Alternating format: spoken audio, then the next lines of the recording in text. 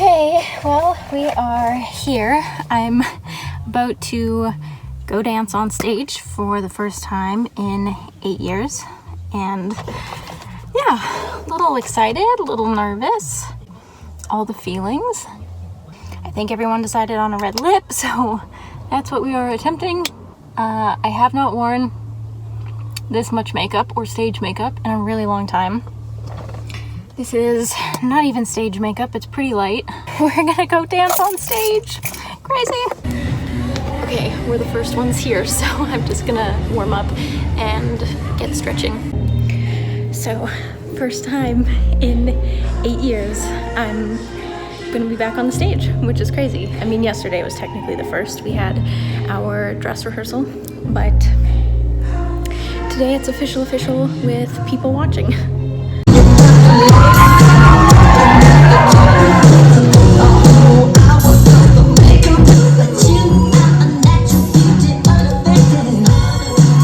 Hello friends.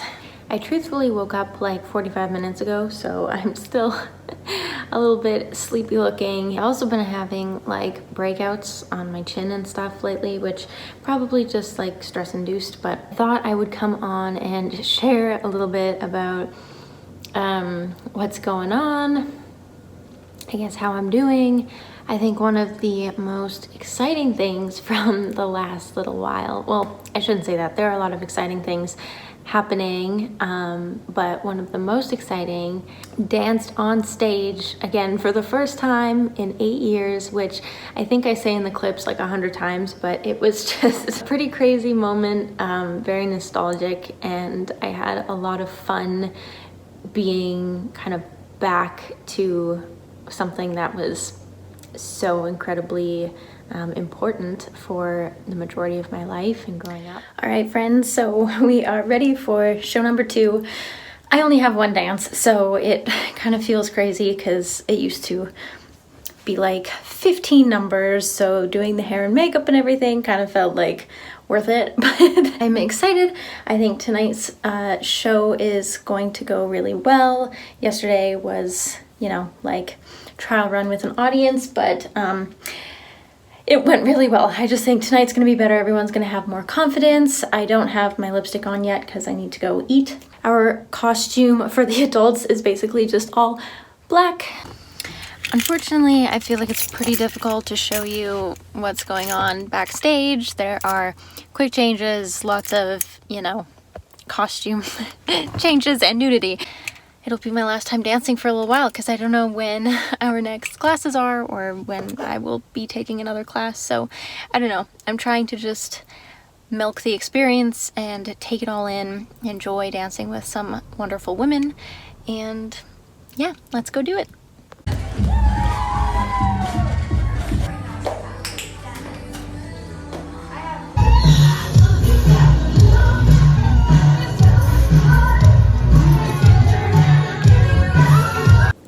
One other, I guess, big topic would just be on the note of healing and how I'm doing. I definitely feel like there have been a lot of just like high and low moments. All I have to do is just like think of a time, like especially if I think about Roxanne, the dog that my ex and I had gone from Albania, and I definitely can just get into a spiral. I find that social media does not help these thoughts at all. Of course, Instagram and TikTok basically just curate everything about relationships and breakups and stuff and then like throw it in your face. So there's definitely too much of that, and I'm trying to do better with not engaging with those kind of posts, and also taking time away from social media so that I don't start getting into this, like, I don't know, sad, negative headspace. But I also am fully like leaning into how much love you're giving is, you know, the love that you'll be receiving. I've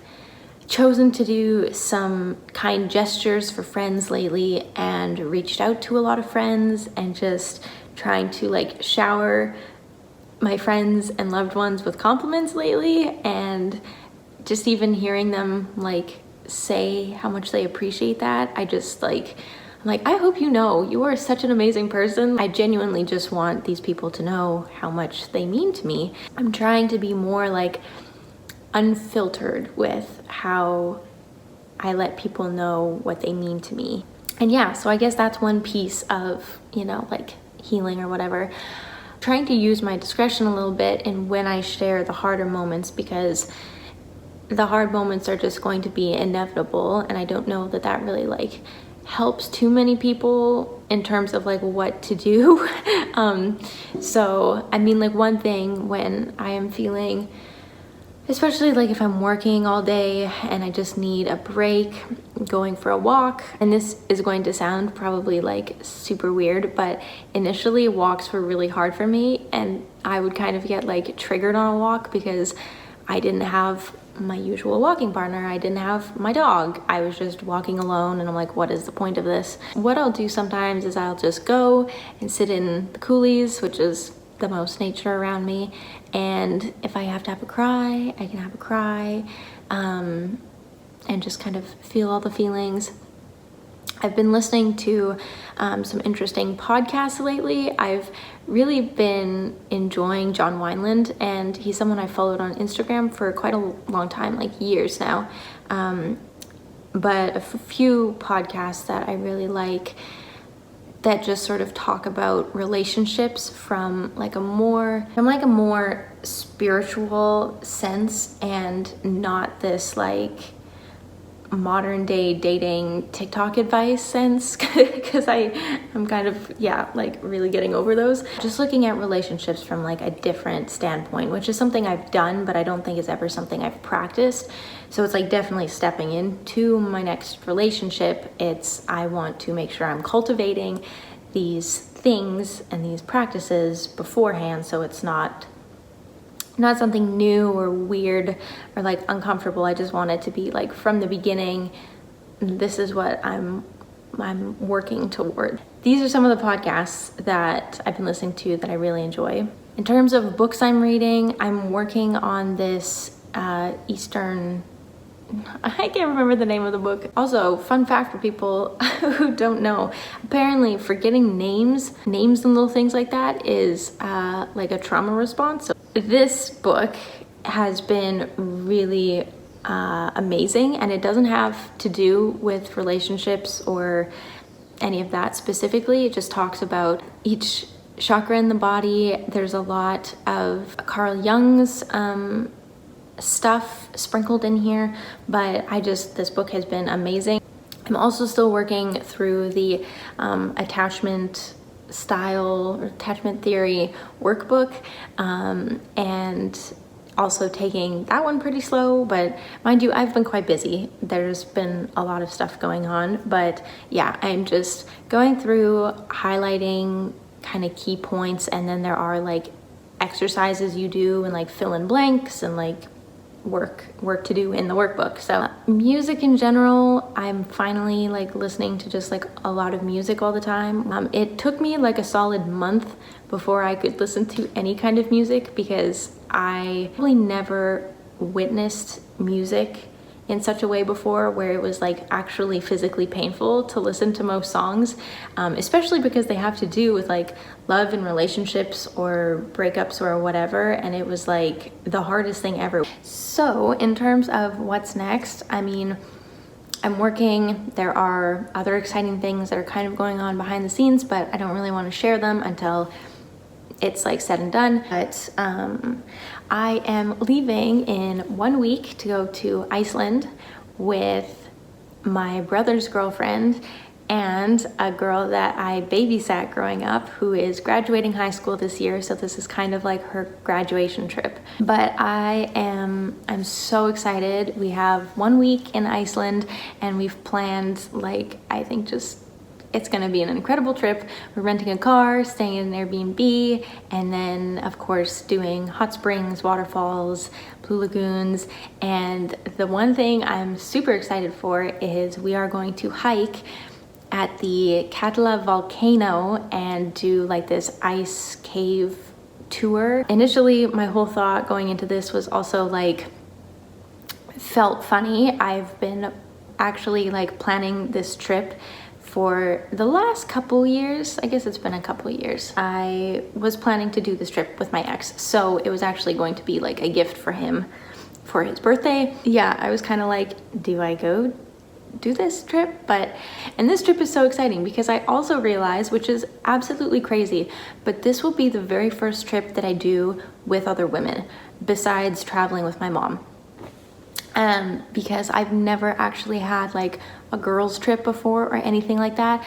Really exciting to have like just a girls trip, and yeah, something new, something fun. We've done so much research on Iceland, so we'll see how it goes, but I am going to film some of that. My next trip is actually immediately after Iceland. I don't even go back home. I just fly straight to Vancouver Island, which if you've been here for a little while, you've known that I lived on Vancouver Island for, I think it was 5 years on and off. It's where I moved out when I was freshly 19 and starting my life as an adult. And yeah, I have a lot of super special people out there that I'm going to visit, and some very exciting stuff planned with a doula friend of mine who's an amazing photographer, and so I'm going to work with her, which I'm so excited about. Anyways, another bit of a rambly video. Yeah, I will just leave you off with, I am doing all right. I'm getting through it. I guess the biggest thing is healing just takes time, and that really sucks because I would love to not have to go through the time. But that's where I've been, and I will see you in my next video.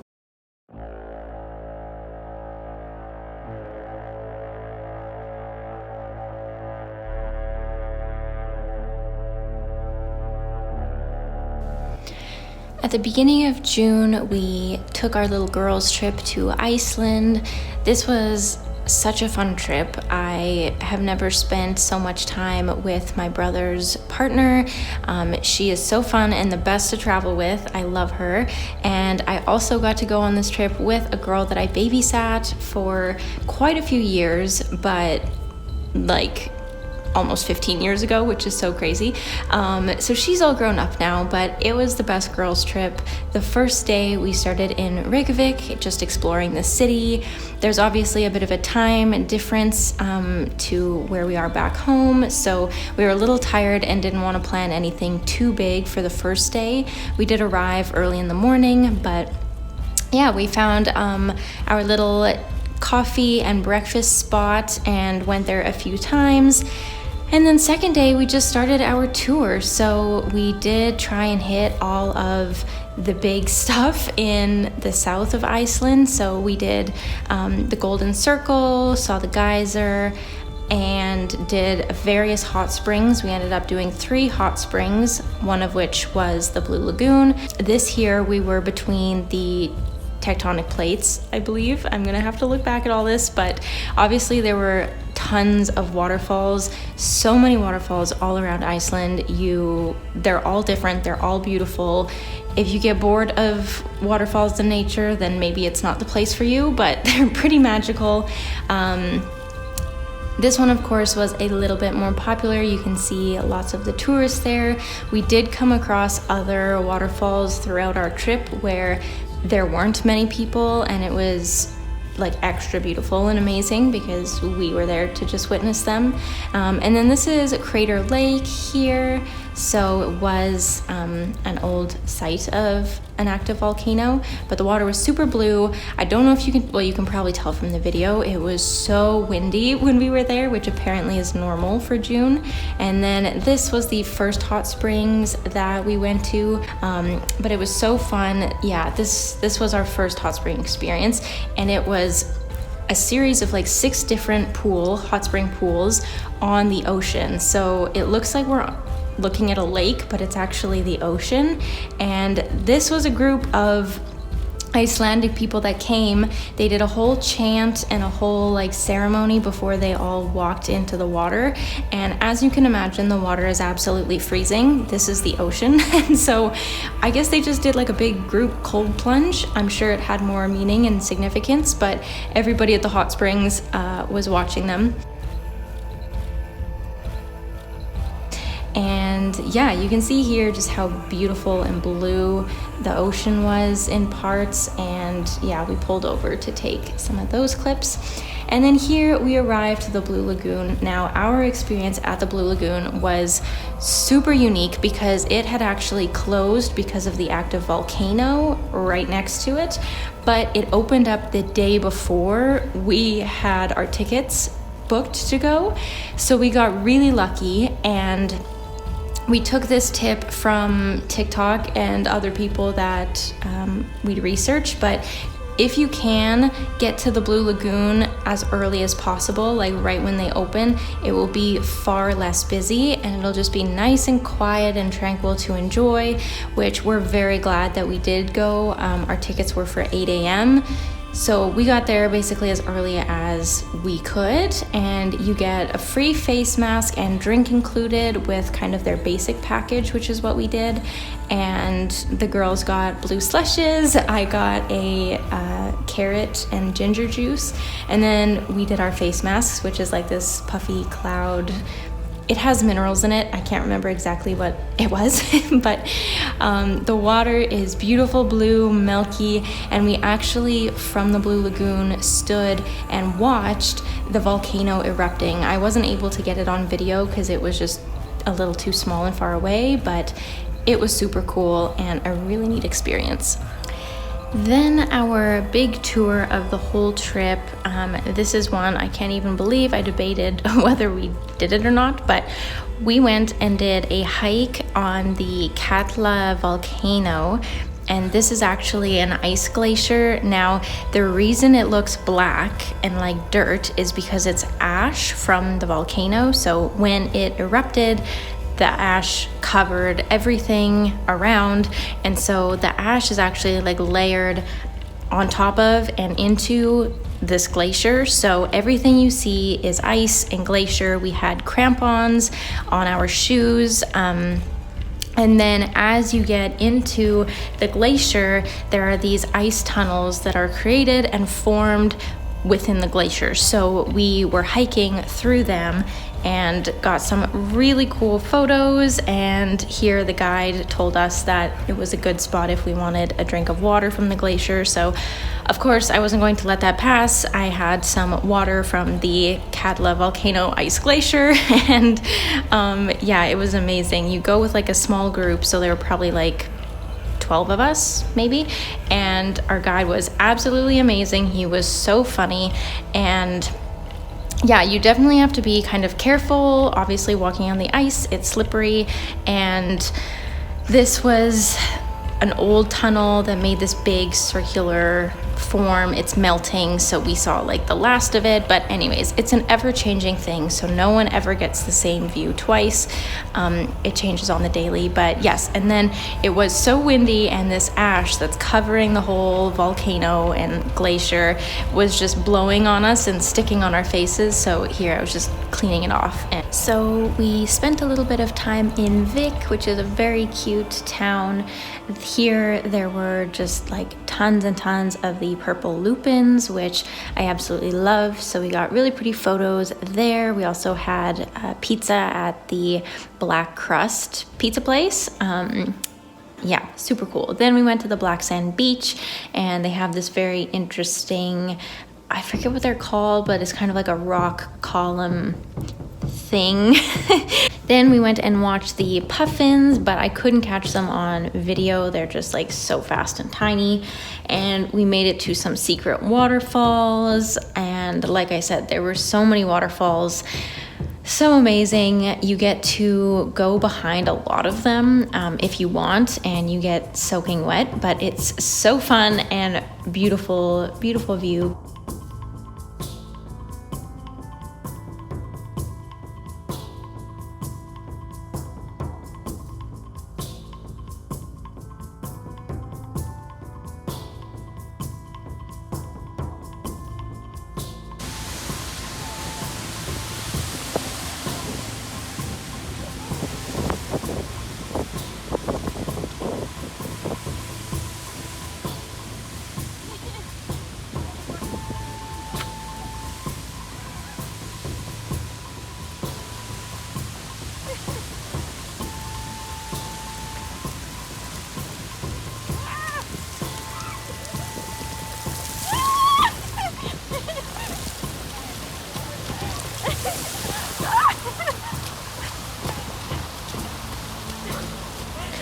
We found this hidden little waterfall in a crevice that you kind of have to like, yeah, crawl into, and it was so stunning. We definitely, my girlfriends and I definitely had a moment of just, you know, it's like witnessing God in nature, and that was like probably our favorite waterfall. It was incredible. Videos will not do it justice. And then on our last full day, we made it to the final hot spring of our trip, which was beautiful and amazing, and I loved every minute of this trip. It was so fun, and I feel really grateful to have shared it with these women.